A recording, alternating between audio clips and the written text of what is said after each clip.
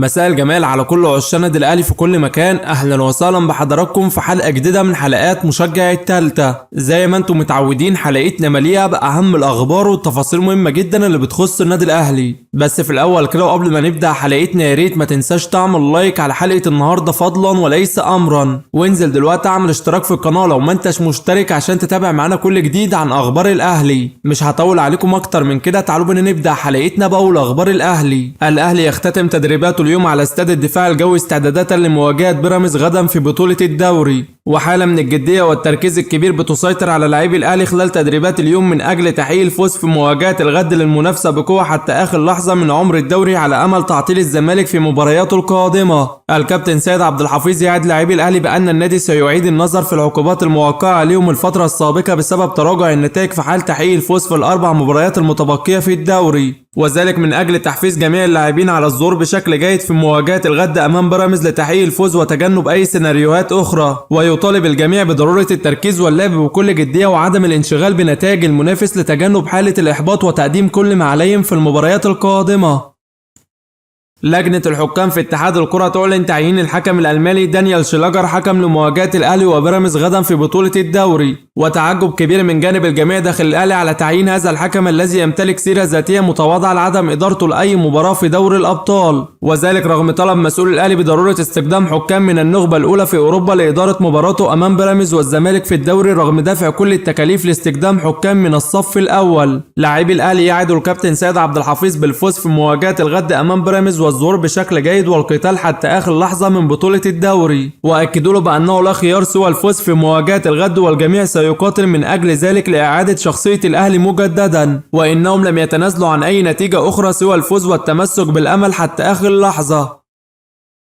الكابتن وليد صلاح الدين مدير الكرة بالأهلي يستغل كل التصريحات الاستفزازية من جانب الإعلام الزملكاوي طوال الأيام الماضية لمحاولة شحن لاعبي الأهلي للظهور بشكل جيد في مواجهة الغد أمام بيراميدز وتحقيق الفوز، ويعقد جلسة خاصة مع ياس تراب مدرب الأهلي للرفع من معنوياته والتأكيد عن ثقة الجميع في إمكانياته وقدراته الفنية على الفوز بالأربع مباريات المتبقية بالدوري، ويطالب المدرب بعدم الانشغال بما يقال على السوشيال ميديا بشأن مستقبله مع النادي، وأكد له بأن الجميع لديه ثقة كبيرة في إمكانياته وقدراته على إعادة شخصية الأهلي في المباريات القادمة. الأهلي يصرف 3500 جنيه لكل عامل في النادي محنة من مجلس الإدارة للعاملين بالنادي. نادي البنك الأهلي يتقدم بعرض لإدارة الأهلي يتضمن الحصول على خدمات أحمد رضا بشكل نهائي مقابل التخلي عن خدمات أسامة فيصل للأهلي في الصيف القادم، والأهلي يرفض العرض بشكل قطعي ويتمسك بعودة أحمد رضا بعد انتهاء فترة إعارته خاصة بعد تمسك أليو ديانج بالرحيل عن النادي، وذلك أيضا لعدم قناعات مسؤول الأهلي بالشكل الكافي بإمكانيات وقدرات أسامة فيصل لرؤية الجميع داخل النادي بظهور اللاعب بشكل متواضع مع نادي البنك والذي لم يتماشى مع الأهلي.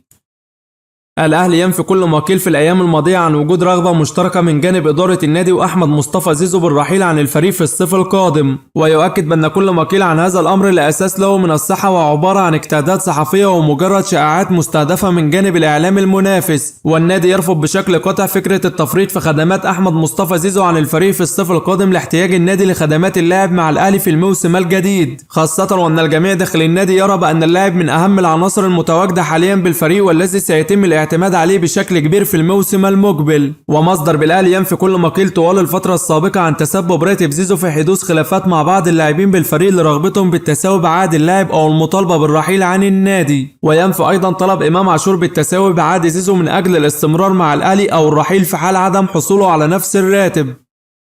الأهلي ينفي كل ما قيل في الأيام الماضية عن تفكير النادي بالإطاحة بمحمد الشناوي عن الفريق في الصيف القادم لعدم إشعال أزمة بينه وبين مصطفى شوبير بشأن المشاركة في مركز حراسة المرمى، ويؤكد بأن كل ما قيل عن هذا الأمر لا أساس له من الصحة وعبارة عن اجتهادات صحفية والثنائي تجمعهم علاقة طيبة ولا توجد أي مشكلة بينهم، والنادي يتمسك باستمرار الثنائي مع الفريق في الموسم الجديد وجعل أمور مشاركتهم في المباريات في يد الجهاز الفني لاختيار الأفضل من خلال مشاركتهم في التدريبات. مصدر بالأهلي يؤكد عدم طلب يوسف بالعمري السفر للمغرب لقضاء اجازه مع العائله وتلقي العلاج هناك كما تردد في الايام الماضيه، واللاعب بيؤدي برنامجه العلاجي بانتظام وهناك تفاؤل كبير بامكانيه لحاقه بمواجهه القمه امام الزمالك في الدوري. محمد رافت مهاجم الاهلي الشاب ينقطع عن تدريبات الاهلي فجاه بسبب رفض ياس تراب استمرار اللاعب في التدريبات مع الفريق الاول، وذلك لرؤيه اللاعب بانه يستحق الحصول على فرصه والمشاركه مع الفريق الاول في ظل المستوى السيء الذي يقدمه مهاجم الاهلي في المباريات السابقه. وبعض المصادر مؤكدة تؤكد عن سفر اللاعب للخارج لقضاء فترة معايشة مع أحد الأندية الأوروبية بدون الموافقة والحصول على إذن من إدارة النادي رغم ارتباط اللاعب بعقد مع الفريق ينتهي في شهر يناير القادم. والأهلي يستعد لفرض عقوبات صارمة على اللاعب بشأن ما حدث للحفاظ على الانضباط والاستقرار داخل النادي.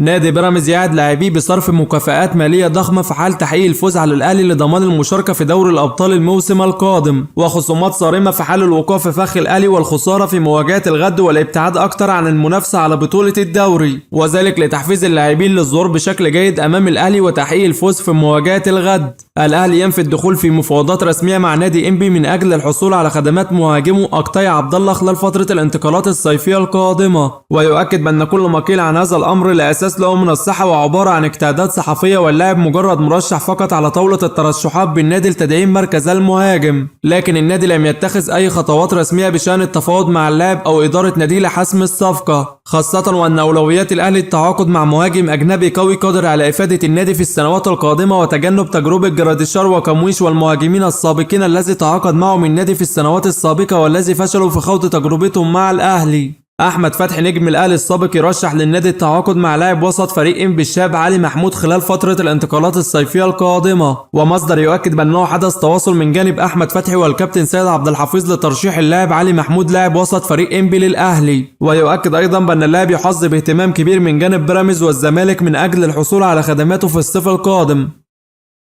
يستر مدرب الأهلي يعلن قائمة الأهلي لمواجهة بيراميدز غدا في الدوري، والذي جاءت كالتالي: مصطفى شوبير وحمزة علاء وحازم جمال وياسين مرعي ومحمد علي بن رمضان وياسر إبراهيم ومحمود حسن تريزيجيه ومحمد شريف ومحمد شكري ومروان عطية وأشرف بن شرقي وهادي رياض وإمام عاشور وأليو ديانج وأحمد عيد وأحمد مصطفى زيزو ومروان عثمان وطاهر محمد طاهر ومحمد هاني وأحمد نبيل كوكا وعمر سيد معوض. ويستر بيواصل استبعاد كمويش وعمرو الجزار من قائمة الأهلي لمواجهة بيراميدز لأسباب فنية، وغياب محمد الشناوي وحسين الشحات للإيقاف، وغياب يوسف بالعمري وكريم فؤاد للإصابة، ويضم عمر سيد معوض من قائمة الفريق بعد العودة من الإصابة. حسام حسن مدرب منتخبنا الوطني يتواصل مع رابطة الأندية لمعرفة موعد انتهاء بطولة الدوري لتحديد موعد بدء معسكر منتخبنا الوطني استعدادات للمونديال، وذلك لرغبته القوية ببدء المعسكر مبكرا عقب نهاية الموسم مباشرة، خاصة وأن الكابتن حسام حسن كان حدد سابقا يوم 16 مايو موعد لبدء المعسكر في حال تأجيل مباراة الزمالك فقط في الجولة الأخيرة عقب نهاية مباراتي أمام الأهلي وبيراميدز بالدوري، وفي حال تأجيل الجولة الأخيرة بأكملها ليوم 20 مايو كما هو مقترح الآن داخل اتحاد الكرة، سيكون الاتجاه الأقرب لبدء المعسكر في اليوم التالي 21 مايو من نفس الشهر. يستر بيواصل جلساته مع لاعبي الأهلي لتحفيز اللاعبين للظهور بشكل جيد في مواجهة الغد أمام بيراميدز وتحقيق فوز وتجنب أي سيناريوهات أخرى لعدم فقدان أي نقاط مجددا، ويطالب اللاعبين بضرورة اللعب بكل جدية وخوض كل مباراة في الأربع مباريات المتبقية بالدوري وكأنها مباراة نهائية وليست مباراة 3 نقاط، ويحذر لاعبي الفريق من ترك المساحات لمهاجمي بيراميدز والتسديدات الخطيرة من حامد حمدان لاعب خط الوسط طوال اللقاء، ويطالبهم بضرورة استغلال أنصاف الفرص التي ستتيح لهم في مواجهة الغد لتسجيل هدف مبكر لإرباك حسابات المنافس وتنفتح أجواء المباراة. وبكده يا صديقي نكون وصلنا لنهاية حلقة النهاردة اللي بتمنى تنال إعجابكم. في نهاية حلقتنا ما تنساش تعمل لايك واشتراك في القناة لو ما انتش مشترك عشان تتابع معنا كل جديد عن أخبار الأهلي.